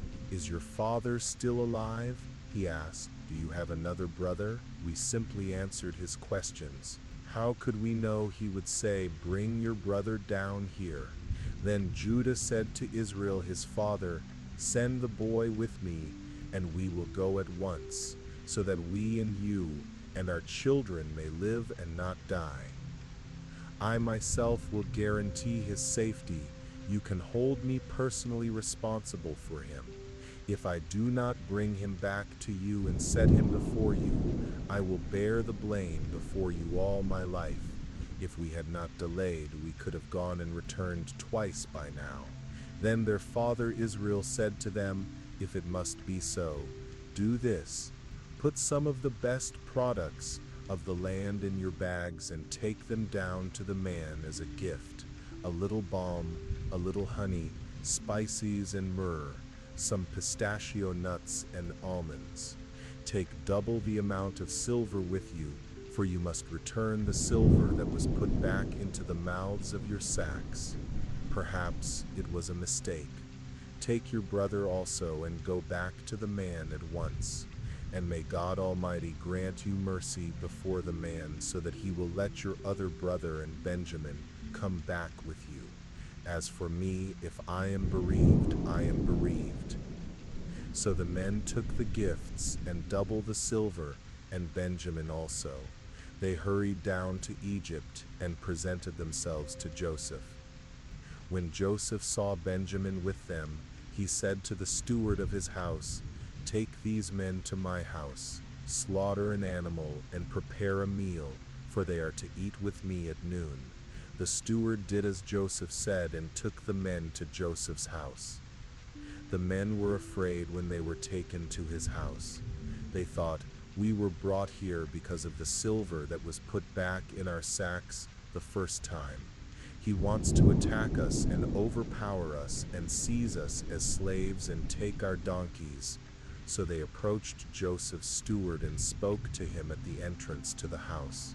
"Please, my lord," they said, "we came down here the first time to buy food, but at the place where we stopped for the night we opened our sacks, and each of us found his silver, the exact amount in the mouth of his sack. So we have brought it back with us. We have also brought additional silver with us to buy food. We do not know who put our silver in our sacks." "It's all right," he said. "Don't be afraid. Your God, the God of your father, has given you treasure in your sacks. I received your silver." Then he brought Simeon out to them. The steward took the men into Joseph's house, gave them water to wash their feet, and provided fodder for their donkeys. They prepared their gifts for Joseph's arrival at noon, because they had heard they were to eat there. When Joseph came home, they presented to him the gifts they had brought into the house and bowed down before him to the ground. He asked them how they were, and then he said, "Is your aged father you told me about well? Is he still alive?" They replied, "Your servant our father is still alive and well." And they bowed down, prostrating themselves before him.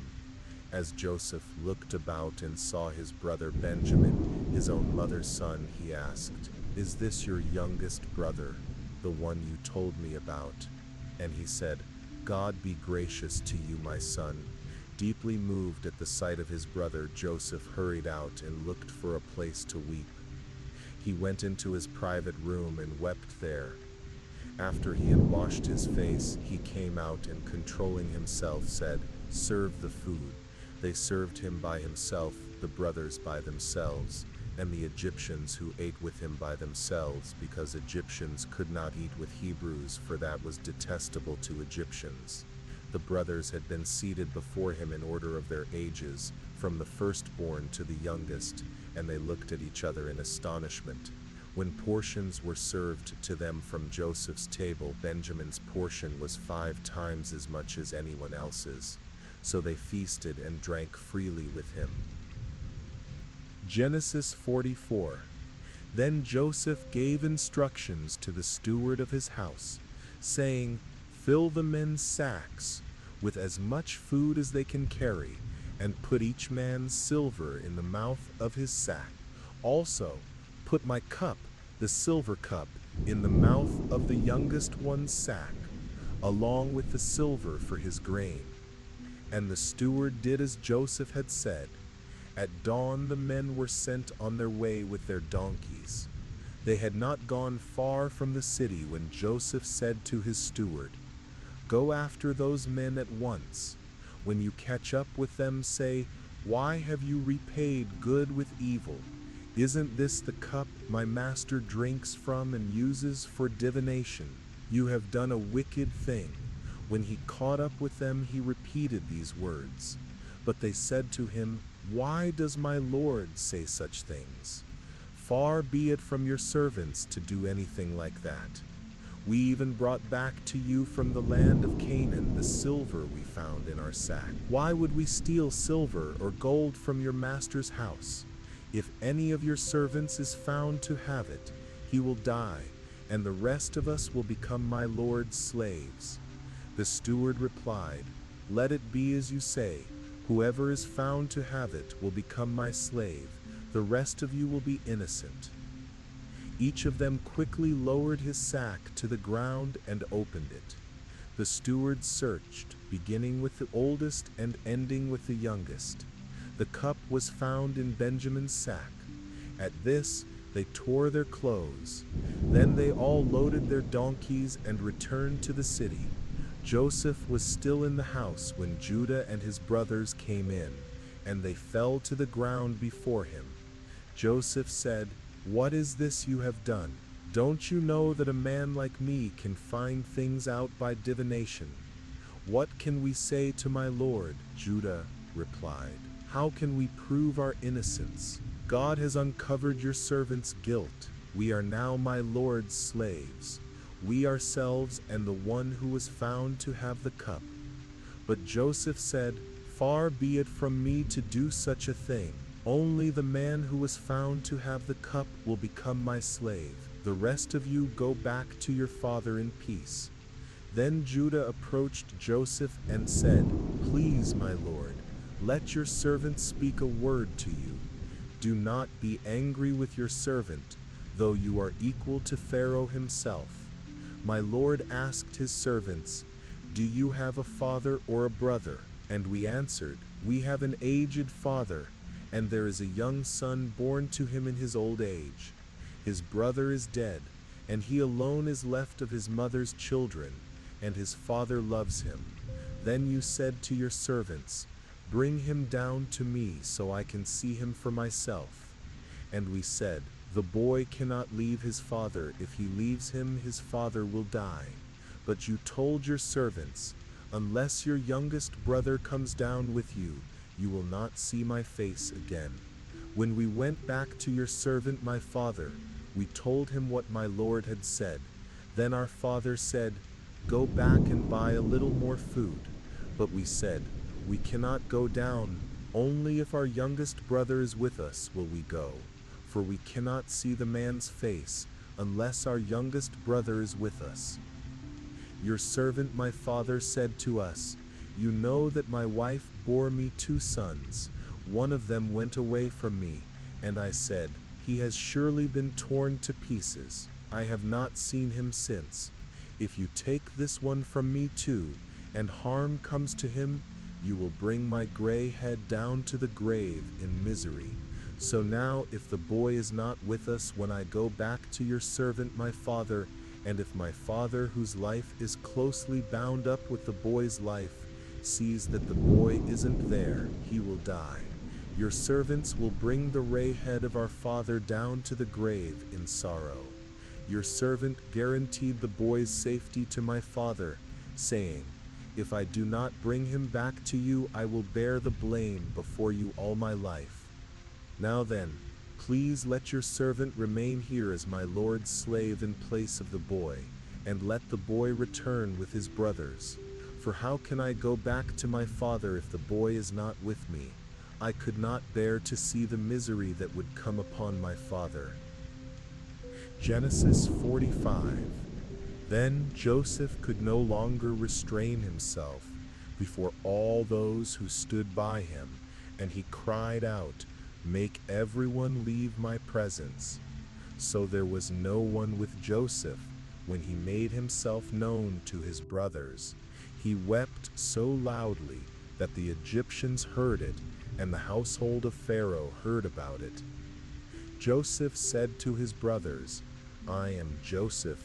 Is my father still alive? But his brothers could not answer him, for they were terrified at his presence.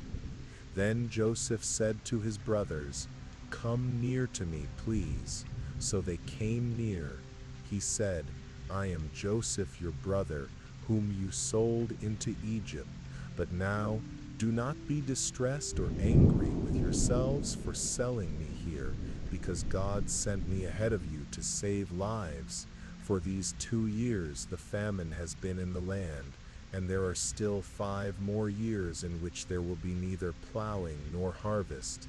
But God sent me ahead of you to preserve for you a remnant on the earth, and to save your lives by a great deliverance.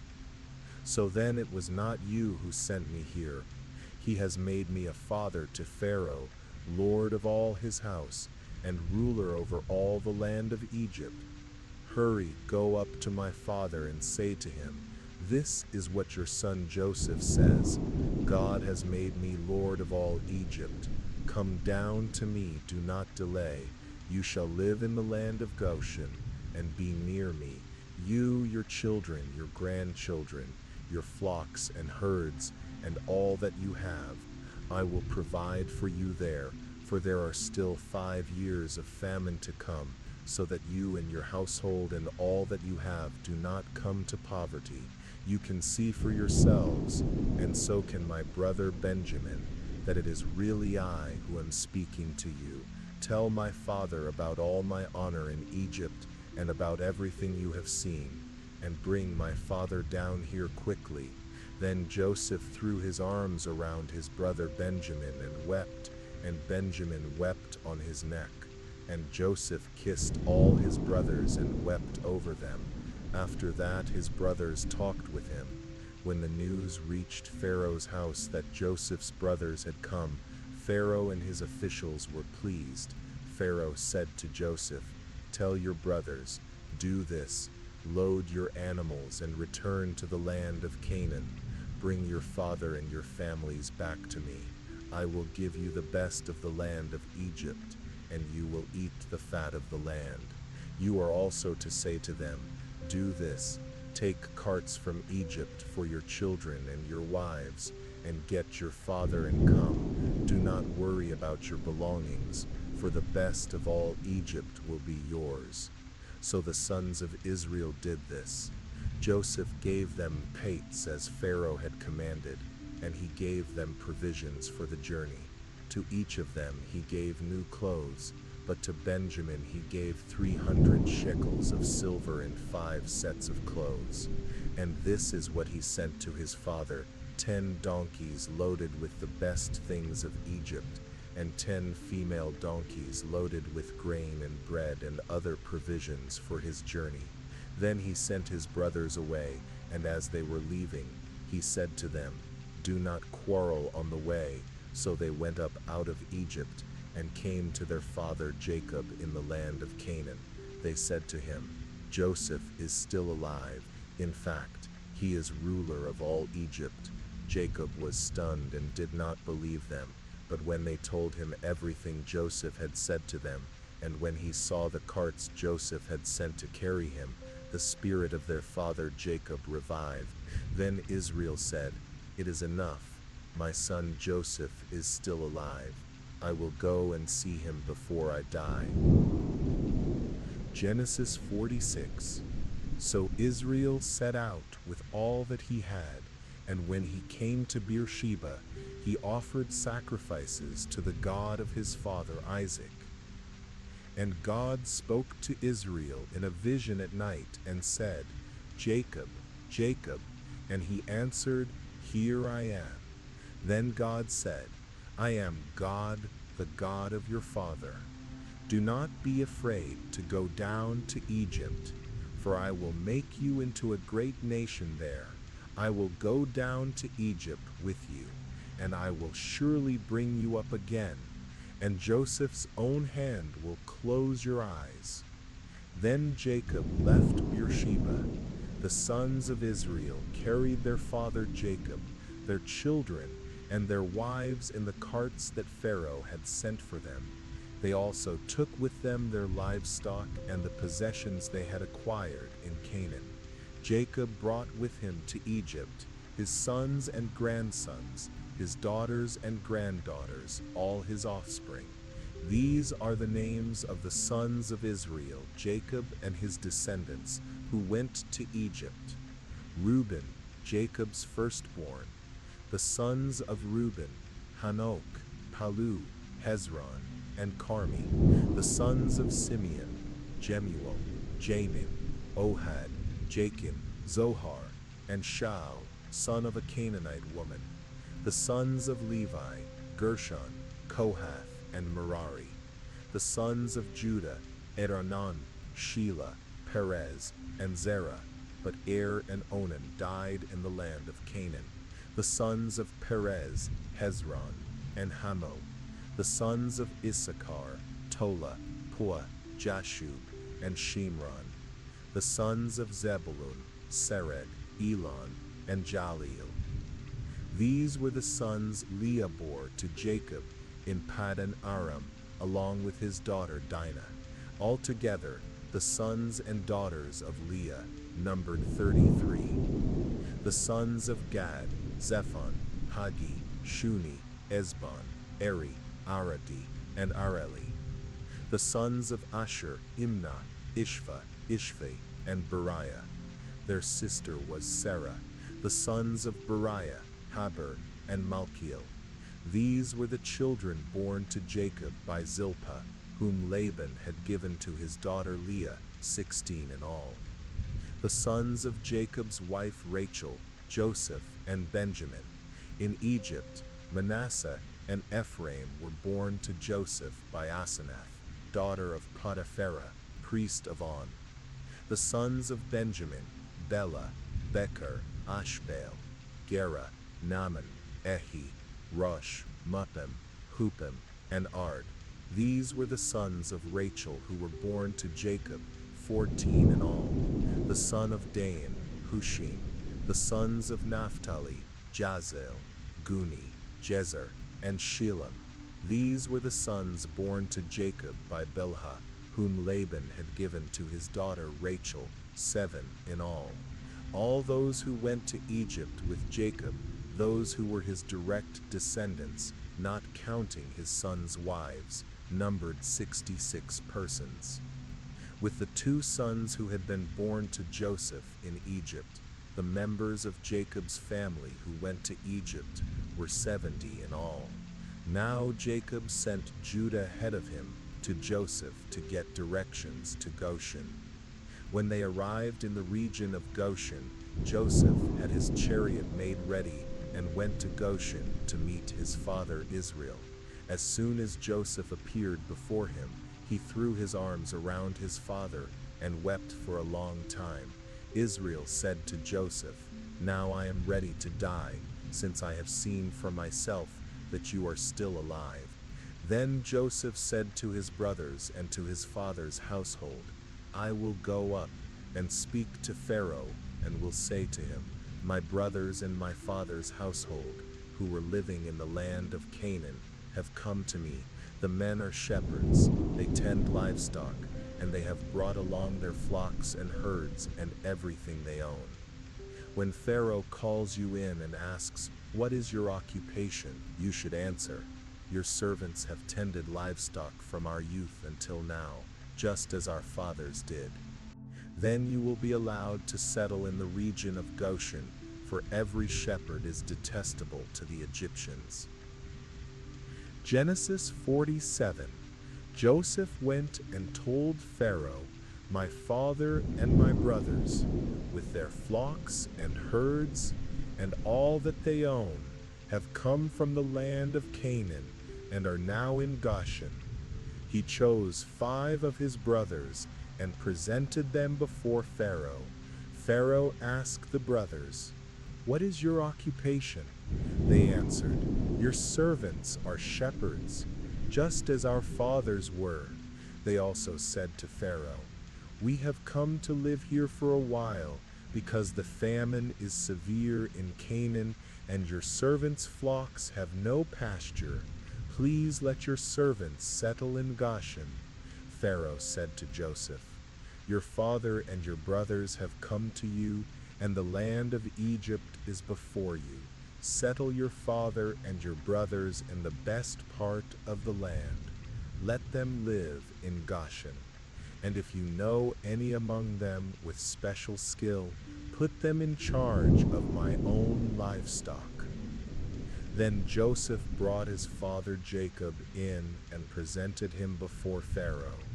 After Jacob blessed Pharaoh, Pharaoh asked him, "How old are you?" Jacob said to Pharaoh, "The years of my pilgrimage are 130. My years have been few and difficult, and they do not equal the years of the life of my fathers." Then Jacob blessed Pharaoh and went out from his presence. So Joseph settled his father and his brothers in Egypt and gave them property in the best part of the land, the district of Ramesses, as Pharaoh had commanded. Joseph also provided his father and his brothers and all his father's household with food, according to the number of their children. There was no food in the whole region because the famine was severe. Both Egypt and Canaan wasted away because of the famine. Joseph collected all the money to be found in Egypt and Canaan in payment for the grain they were buying, and he brought it to Pharaoh's house. When the money of the people of Egypt and Canaan was gone, all the Egyptians came to Joseph and said, "Give us food. Why should we die before your eyes? Our money is gone." Joseph said, "Bring your livestock, and I will give you food in exchange for your livestock, since your money is gone." So they brought their livestock to Joseph, and he gave them food in exchange for their horses, their flocks, their herds, and their donkeys. He brought them through that year with food in exchange for all their livestock. When that year was over, they came to him the next year and said, "We cannot hide from my lord the fact that our money is gone and our livestock belongs to you. There is nothing left for our lord except our bodies and our land. Why should we perish before your eyes, both we and our land? Buy us and our land in exchange for food, and we with our land will be Pharaoh's slaves. Give us seed so we may live and not die, and so the land will not become desolate." So Joseph bought all the land in Egypt for Pharaoh. The Egyptians, one and all, sold their fields because the famine was too severe for them. The land became Pharaoh's, and Joseph reduced the people to servitude from one end of Egypt to the other. However, he did not buy the land of the priests, because they received a regular allotment from Pharaoh, had enough food from what Pharaoh gave them. That is why they did not sell their land. Joseph said to the people, "Now that I have bought you and your land today for Pharaoh, here is seed for you so you can plant the ground. But when the harvest comes in, give a fifth of it to Pharaoh. The other 4/5 you may keep as seed for the fields, and as food for yourselves and your households and your children." They replied, "You have saved our lives. May we find favor in the eyes of my lord. We will be Pharaoh's slaves." So Joseph established it as a law in Egypt, still in force today, that a fifth of the produce belongs to Pharaoh. Only the land of the priests did not become Pharaoh's. Now the Israelites settled in Egypt in the region of Goshen. They acquired property there, and were fruitful and increased greatly in number. Jacob lived in Egypt 17 years, and the years of his life were 147. When the time drew near for Israel to die, he called for his son Joseph and said, "If I have found favor in your eyes, put your hand under my thigh and promise that you will show me kindness and faithfulness. Do not bury me in Egypt, but when I rest with my fathers, carry me out of Egypt and bury me where they are buried." Joseph said, "I will do as you say." "Swear to me," he said. Then Joseph swore to him, and Israel worshipped as he leaned on the top of his staff. Genesis 48. Sometime later, Joseph was told, "Your father is ill." So he took his 2 sons, Manasseh and Ephraim, with him. When Jacob was told, "Your son Joseph has come to you," Israel gathered his strength and sat up on the bed. Jacob said to Joseph, "God Almighty appeared to me at Luz in the land of Canaan and blessed me, saying, 'I will make you fruitful and increase your numbers. I will make you a company of peoples and give this land as an everlasting possession to your descendants after you.' Now then, your 2 sons born to you in Egypt before I came to you here will be reckoned as mine. Ephraim and Manasseh will be mine, just as Reuben and Simeon are mine. Any children born to you after them will be yours. In the territory they inherit, they will be listed under the names of their brothers. As I was returning from Paddan, to my sorrow, Rachel died in the land of Canaan, while we were still on the way, a little distance from Ephrath. So I buried her there beside the road to Ephrath, that is Bethlehem. When Israel saw Joseph's sons, he asked, 'Who are these?' Joseph said to his father, 'They are my sons, whom God has given me here.' Then Israel said, 'Bring them to me so I may bless them.' Now Israel's eyes were failing because of old age, and he could hardly see. So Joseph brought his sons close to him, and his father kissed them and embraced them. Israel said to Joseph, 'I never expected to see your face again, and now God has let me see your children too." Then Joseph removed them from Israel's knees and bowed down with his face to the ground. And Joseph took both of them, Ephraim on his right toward Israel's left hand, and Manasseh on his left toward Israel's right hand, and brought them close to him. But Israel reached out his right hand and put it on Ephraim's head, though he was the younger, and crossing his arms, he put his left hand on Manasseh's head, even though Manasseh was the firstborn. Then he blessed Joseph and said, "May the God before whom my fathers Abraham and Isaac walked, the God who has been my shepherd all my life to this day, the angel who has delivered me from all harm, may he bless these boys. May they be called by my name and the names of my fathers Abraham and Isaac, and may they increase greatly on the earth." When Joseph saw his father placing his right hand on Ephraim's head, he was displeased. He took hold of his father's hand to move it from Ephraim's head to Manasseh's head. Joseph said to him, "Not so, my father, this one is the firstborn. Put your right hand on his head." But his father refused and said, "I know, my son, I know. He also will become a people, and he also will be great. Yet his younger brother will be greater than he, and his descendants will become a multitude of nations." So he blessed them that day, and said, "In your name Israel will pronounce this blessing. May God make you like Ephraim and Manasseh." So he put Ephraim before Manasseh. Then Israel said to Joseph, "I am about to die, but God will be with you and take you back to the land of your fathers. And to you I give one more portion than to your brothers, the portion I took from the Amorites with my sword and my bow." Genesis 49. Then Jacob called for his sons and said, "Gather around so I can tell you what will happen to you in days to come. Assemble and listen, sons of Jacob. Listen to your father Israel. Reuben, you are my firstborn, my might, the beginning of my strength, excelling in honor and power.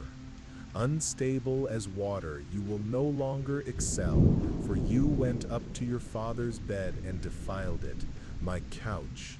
Simeon and Levi are brothers. Their swords are weapons of violence. Let me not enter their council. Let me not join their assembly. For in their anger they killed men, and in their self-will they hamstrung oxen. Cursed be their anger, for it is fierce, and their wrath, for it is cruel.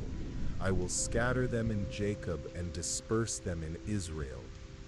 Judah, your brothers will praise you. Your hand will be on the neck of your enemies. Your father's sons will bow down before you. Judah is a lion's cub. From the prey, my son, you have gone up. He crouches, he lies down like a lion, and like a lioness who dares to rouse him. The scepter will not depart from Judah, nor the ruler's staff from between his feet, until the one to whom it belongs comes, and the obedience of the nations is his. He will tie his donkey to the vine, his colt to the choicest branch. He will wash his garments in wine, his robes in the blood of grapes. His eyes will be darker than wine, his teeth whiter than milk. Zebulun will live by the seashore and become a haven for ships. His border will extend toward Sidon. Issachar is a strong donkey, lying down between two burdens. When he sees how good his resting place is, and how pleasant his land, he will bend his shoulder to bear the load and submit to forced labor. Dan will provide justice for his people as one of the tribes of Israel. Dan will be a serpent by the roadside, a viper along the path that bites the horse's heels so that its rider falls backward. I have waited for your salvation, O Lord. Gad will be attacked by a band of raiders, but he will attack them at their heels. Asher's food will be rich, and he will provide delicacies fit for a king. Naphtali is a doe set free. He gives beautiful words. Joseph is a fruitful vine by a spring, whose branches climb over a wall. With bitterness archers attacked him. They shot at him with hostility, but his bow remained steady. His strong arms were made agile by the hands of the mighty one of Jacob, by the shepherd, the rock of Israel, by your father's God, who helps you, by the Almighty, who blesses you with blessings from the heavens above, blessings of the deep that lies below, blessings of the breast and womb. The blessings of your father are greater than the blessings of the ancient mountains, than the bounty of the everlasting hills.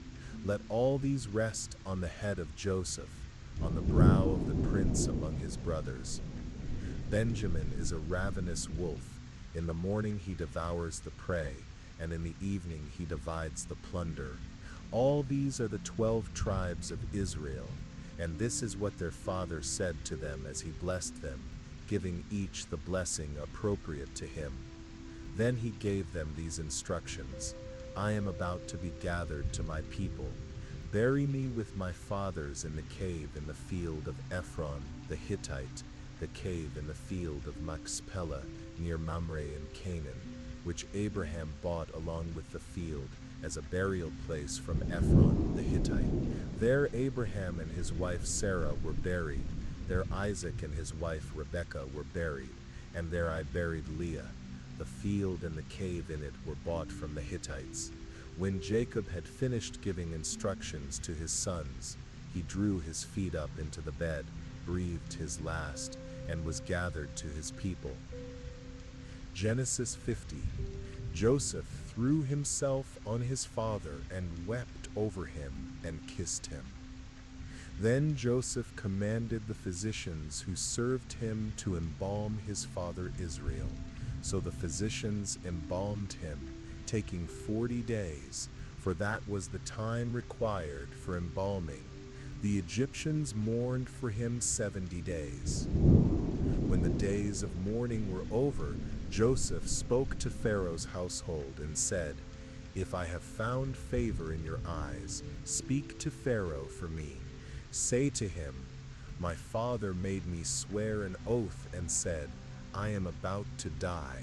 Bury me in the tomb I dug for myself in the land of Canaan. Now let me go up and bury my father, then I will return. Pharaoh said, Go up and bury your father, as he made you swear to do. So Joseph went up to bury his father. All Pharaoh's officials went with him, the elders of his court and all the dignitaries of Egypt, together with all Joseph's household, his brothers and his father's household. Only their children and their flocks and herds were left in Goshen. Chariots and horsemen also went up with him. It was a very large company. When they reached the threshing floor of Atad, near the Jordan, they mourned loudly and bitterly, and Joseph observed a 7-day period of mourning for his father there. When the Canaanites who lived in the land saw the mourning at the threshing floor of Atad, they said, The Egyptians are holding a solemn ceremony of mourning. That is why that place near the Jordan is called Abel Mizraim. Jacob's sons did as he had commanded them. They carried him to the land of Canaan and buried him in the cave in the field of Machpelah, near Mamre, which Abraham bought along with the field as a burial place from Ephron the Hittite. After burying his father, Joseph returned to Egypt. He and his brothers and all who had gone with him to bury his father. When Joseph's brothers saw that their father was dead, they said, What if Joseph holds a grudge against us and pays us back for all the wrongs we did to him? So they sent a message to Joseph, saying, Your father gave this command before he died. Say to Joseph, I ask you to forgive your brothers the sins and wrongs they committed in treating you so badly. Now please forgive the sins of the servants of the God of your father." When their message came to him, Joseph wept. His brothers then came and threw themselves down before him. "We are your slaves," they said. But Joseph said to them, "Do not be afraid. Am I in the place of God?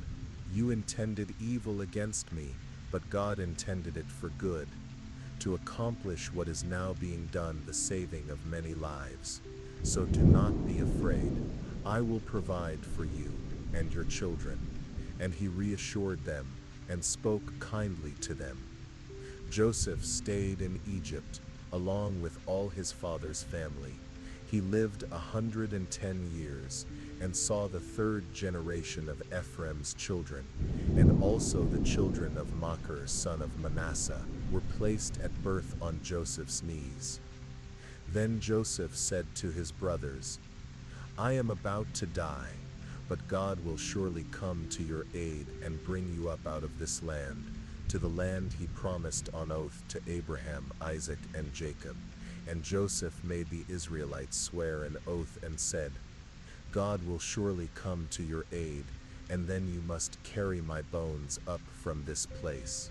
So Joseph died at the age of 110, and after they embalmed him, he was placed in a coffin in Egypt.